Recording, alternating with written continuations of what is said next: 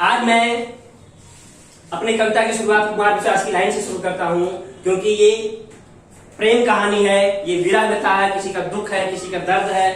इसके लिए मोहब्बत एक एहसासों की पावन सी कहानी है। मोहब्बत एक एहसासों की पावन सी कहानी है। कभी कबीरा दीवाना था, कभी मीरा दीवानी है। यहाँ सब लोग कहते हैं मेरी आंखों में आंसू है। जो तू समझे तो मोती है, जो ना समझे तो पानी है। जो तू समझे तो मोती है, जो ना समझे तो पानी है।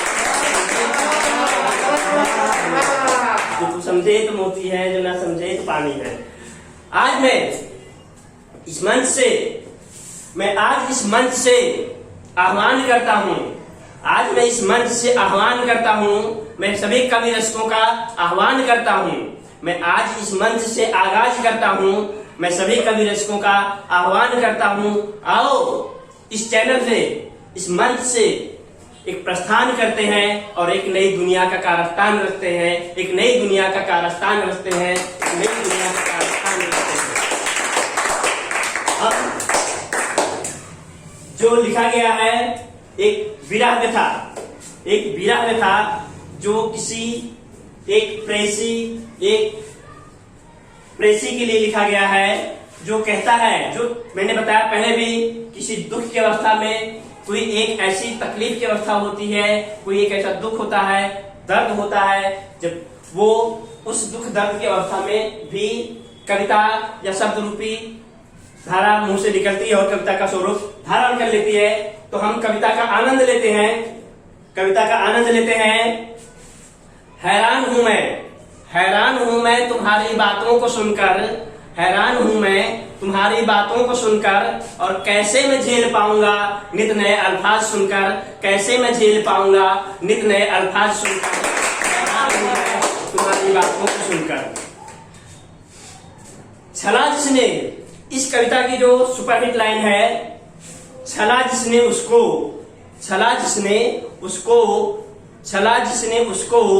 गिरती है उसकी ही बाहों में झूलकर। छला जिसने उसको गिरती है उसकी ही बाहों में झूलकर, मगर सहा जिसने उसको देखती नहीं है मुंह मोड़कर। और हैरान हूं मैं तुम्हारी बातों को सुनकर, कैसे मैं झेल पाऊंगा नित नए अल्फाज सुनकर। नित नए अल्फाज सुनकर। आगे की कविता कवि कह रहा है, आगे की लाइन में कवि कह रहा है, उसकी गलती को निकाल के बता रहा है, उसके अंदर क्या कमजोरी है, उसकी कमजोरी को हाईलाइट कर रहा है। उसकी कमजोरी क्या है? जो उसके अंदर हिम्मत नहीं है, जो लड़ न पाई इस दुनिया में आगे निकलकर, जो लड़ न पाई। ये कमजोरी किसकी है? उसे लड़के की, उस प्रेसी की कमजोरी को दिखा रहा है, जो लड़ न पाई इस दुनिया में आगे निकलकर। निकल गई वो हमसे आगे ही मुंह मोड़कर। हैरान हूं मैं तुम्हारी बातों को सुनकर, कैसे मैं झेल पाऊंगा नित नए अल्फाज सुनकर। हैरान हूं मैं तुम्हारी बातों को सुनकर। जो आगे, हे दुनिया के विधाता, हे, इस लाइन में कवि, मेरा आपसे एक सवाल है, इस कविता में पात्र कौन है और किसके बारे में लिखा गया है? इस कविता में आगे कविता बड़ी लंबी है, चलती रहे। पात्र मतलब इसमें एक प्रेम कहानी है, जो विरह व्यथा है, एक प्रेम कहानी है। किसी के उसके अंदर दुख है, कोई दर्द है, छिपा हुआ है, जो विरह को बताता है। और पात्र की बात इसमें मतलब कोई एक प्रेसी है। जो कविता बड़ी लंबी है, आगे आप इसका आनंद लेते रहेंगे तो धीरे धीरे आगे सब चीजें क्लियर होती रहेंगी, अपने आप सारी चीजें समझ में आती है। लेकिन ये कोई व्यक्तिगत तौर पे नहीं है, किसी की निजी जिंदगी से जुड़ा हुआ मामला नहीं है, ये सार्वजनिक जिंदगी से जुड़ा हुआ मामला है। इसलिए ये कविताएं जो होती है अधिकतर सार्वजनिक तौर पे होती है, और वो किसी की व्यक्तिगत जिंदगी को नहीं टच करती है, वो सार्वजनिक जिंदगी को टच करती है। इसलिए जो कविता भी है ये सार्वजनिक जिंदगी, सभी की जिंदगी से जुड़ा हुआ है, किसी की जिंदगी से भी जुड़ सकता है। तो यही जो लड़ ना पाई, जो लड़ ना पाई इस दुनिया में थी कमजोरी, जो लड़ ना पाई इस दुनिया में, आगे निकल गई वो आगे हमसे ही लड़कर, निकल गई वो आगे हमसे ही लड़कर, हैरान हूं मैं तुम्हारी बातों को सुनकर। कैसे मैं झेल पाऊंगा नित नए अल्फाज सुनकर।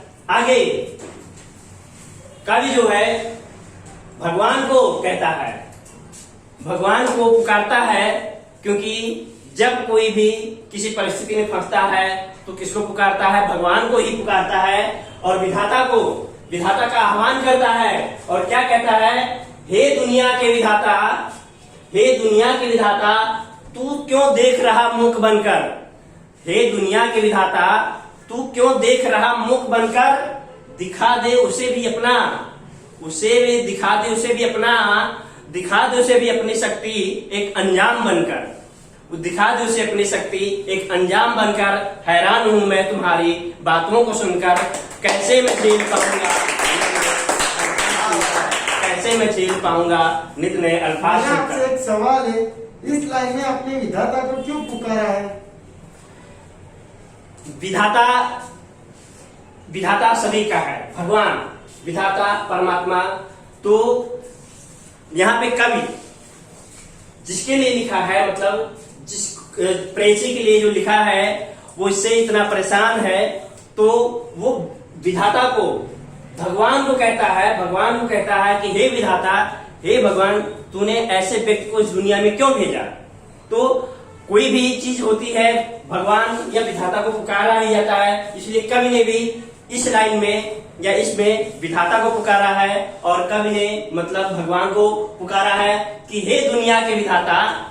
यही है कि हे दुनिया के विधाता, मतलब भगवान को कह रहा है कि तू अपने, भगवान की एक शक्ति होती है, भगवान को कह रहा है कि हे विधाता, तू अपनी शक्ति दिखा दे, कि हे दुनिया के विधाता, तू क्यों देख रहा मूक बनकर, मतलब क्यों मूक बनकर देख रहा, और दिखा दे उसे भी अपनी शक्ति एक अंजाम बनकर। हैरान हूं मैं तुम्हारी बातों को सुनकर, और कैसे मैं देख पाऊंगा मैं अल्फाज सुनकर। आगे कवि वापस कह रहा है, भगवान से ही, परमात्मा से ही, विधाता से ही कह रहा है, हम भगवान के अस्तित्व को मानते हैं, नहीं मानते हैं, लेकिन कवि मान रहा है। यहाँ पे कवि भगवान के, विधाता के अस्तित्व को मान रहा है कि वो, उसका वजूद है, और इसलिए कह रहा है, उसको कह रहा है भगवान, अगर है तेरा वजूद, दिखा दे उसे अपनी जगह से निकलकर। अगर है तेरा वजूद तो दिखा दे उसे अपनी जगह से निकलकर, और नतमस्तक हो जाए वो भी तेरे वजूद को देखकर, और हैरान हूं मैं तुम्हारी बातों को सुनकर।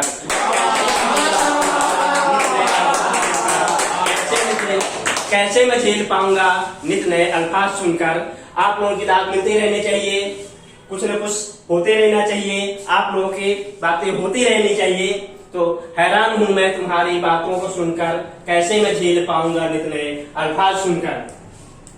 आगे उसकी गलतियों को हाईलाइट कर रहा है कवि, उसकी गलतियों को हाईलाइट कर रहा है कि कितनी वो लापरवाह है, कि परवाह नहीं उसे अपने हमसफर की परवाह नहीं है, उस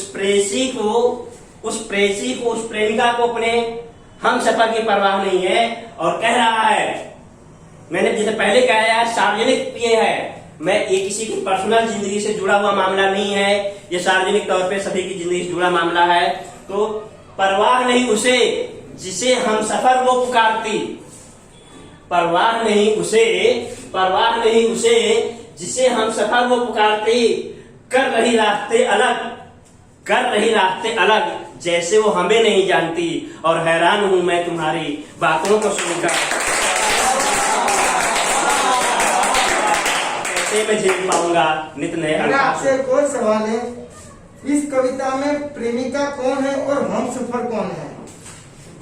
ये विरह व्यथा है, मैंने बताया है कि ये विरह व्यथा है, किसी का दुख है छिपा है, किसी का दर्द छिपा है, जो प्रेसी के प्रति एक दया है, एक करुणा है, और एक जो है एक दर्द भी है, और इसमें कोई ये मैंने पहले कई बार साफ कर दिया है, किसी की व्यक्तिगत जिंदगी से जुड़ा हुआ मामला नहीं है। लेकिन हाँ, इस कविता को पूरी सुनते रहिए, इसका आनंद लेते रहिए, आगे आपको बहुत सी बातें इसमें मिलती रहेंगी, आप आनंद लेते रहिए, आपको इसमें हर बातों का जवाब मिलता रहेगा। लेकिन मैं बार बार कह रहा हूं, ये किसी की व्यक्तिगत जिंदगी से जुड़ा हुआ मामला नहीं है।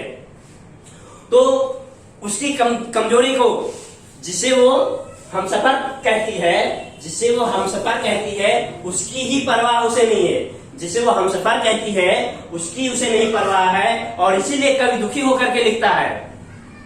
उस प्रेसी, वो प्रेमिका जिसे वो हमसफर कहती है, उसकी उसे परवाह नहीं है। हमसफर कहती भी है लेकिन परवाह भी नहीं है, और इस बात से दुखी होकर के कवि शब्दों में बयान करता है कि परवाह नहीं उसे जिसे हम सफर वो पुकारती और कर रही है रास्ते अलग, जैसे वो हमें नहीं जानती। हैरान हूं मैं तुम्हारी बातों को सुनकर,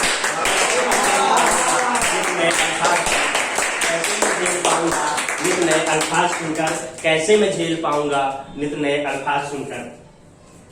आगे उसकी दर्द से, उसकी वेदना से, उसकी विरह से, उसकी व्यथा से कवि इतना आहत होता है, इतना उसे आघात लगता है, वो किसी देवी को पुकारता है। वो किसी हिंदू धर्म में जैसे बहुत से देवी देवता हैं जिसको पुकार सकते हैं, तो कवि को एक देवी है, देवी के बारे में, देवी से पुकारता है और मदद मांगता है, और कहता है, उनको कंप्लेन करता है, उस देवी को शिकायत करता है। और क्या शिकायत करता है, इस लाइन में झलकता है।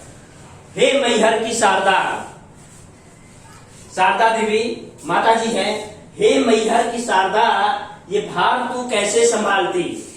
हे मैहर की शारदा, ये भार तू कैसे संभालती, और जो भटक गई है रास्ते से, उसे क्यों नहीं सुधारती। और हैरान हूं मैं तुम्हारी बातों आपसे मेरा एक सवाल है, आपने भगवान या किसी देवी का बार बार जिक्र क्यों किया? भगवान हमारे हिंदू धर्म में या किसी भी धर्म में भगवान एक आस्था का केंद्र है, विश्वास का केंद्र है। हमारी आस्था उनसे जुड़ी हुई है और हम उनकी आराधना करते हैं। हमारी जो बातें हैं, हम जो कुछ मांगते हैं, जो कुछ सोचते हैं, भगवान के प्रति सोचते हैं। इसलिए कवि दुखी है, परेशान है, तो वो किसी को कंप्लेन या शिकायत नहीं कर सकता। इसलिए वो किसको बार बार आह्वान करता है, भगवान का आह्वान करता है, देवी का आह्वान करता है, और उनसे अपनी बात कहता है। और इसीलिए अंतिम लाइन में कवि ने मैहर की शारदा को पुकारा है, उनका आह्वान किया है, और यही कहा है, हे मैहर की शारदा, हे मैहर की शारदा, कि मतलब वो जो प्रेमिका जो इतना मुंह मोड़ कर बैठी है, इतना नाराज होकर के बैठी है, इतनी तकलीफ दे रही है किसी को, उससे कह रहा, आह्वान कह रहा है कि हे मैहर की शारदा, ये तू भार कैसे संभालती। मतलब जो उसको कभी को इतना दर्द है, इतनी तकलीफ है, तू उसके दर्द को कैसे झेल रही है। तो हे मैहर की शारदा, ये भार तू कैसे संभालती, और जो भटक गई है रास्ते से, उसे क्यों नहीं सुधारती। और हैरान हूं मैं तुम्हारी बातों को सुनकर,